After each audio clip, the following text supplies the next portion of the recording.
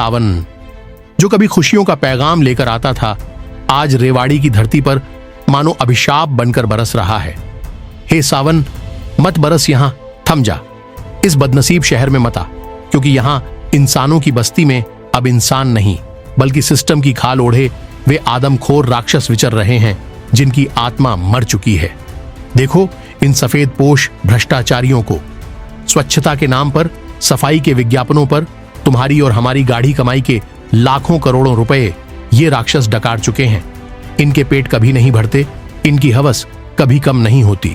जब आम जनता गंदगी, बजबजाती नालियों और सड़ांत के बीच घुट घुट कर जीने को मजबूर होती है, तब भ्रष्ट तंत्र के ये ठेकेदार बंद कमरों में बैठकर इस तबाही पर ठहाके लगाते हैं। आज देखो उन्होंने रेवाड़ी का क्या हाल बना दिया है। कभी तुम्हारे आने से प्रकृति खिलखिला उठती थी, इंसानी चेहरे खुशी से दमक उठते थे, लेकिन अब तुम्हारी हर बूंद आम इंसान के घरों को डुबो देती है।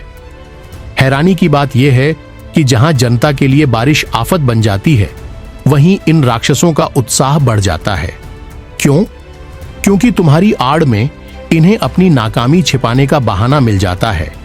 ये कुदरत के इस पावन पर्व को अपने भ्रष्टाचार की ढाल बना लेते हैं। महामारी फैले, बच्चे बीमार पड़ें, बुजुर्ग सड़कों पर गिरें या लोग गंदगी में जीने को मजबूर हों, इन्हें कोई फर्क नहीं पड़ता। इनका खेल बस चलता रहना चाहिए। लेकिन सुनो, ओ सिस्टम चलाने वाले अंधों, बहरों और गूंगे राक्षसों, कान खोलकर सुन लो। तुम शायद भूल गए हो कि इस नरक में रहने वाले बेबस लोगों के दिलों से निकली आह, उनके बच्चों की बीमारी के आंसू और माताओं की बदुआएं कभी व्यर्थ नहीं जाती। मासूमों की ये चीखें तुम्हें जिंदगी भर अलग अलग रूपों में तिल तिल करके भीतर से जलाती और सड़ाती रहेंगी।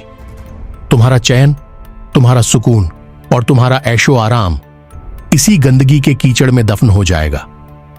संभल जाओ, वक्त रहते संभल जाओ, वरना याद रखना, जिस गंदगी को देखकर आज तुम मुंह फेर लेते हो, जिस दुर्गंध से तुम दूर भागते हो, एक दिन वही तुम्हारी नियति बन सकती है।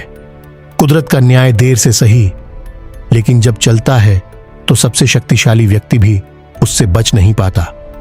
उस दिन तुम्हारी रूह भी कांप उठेगी।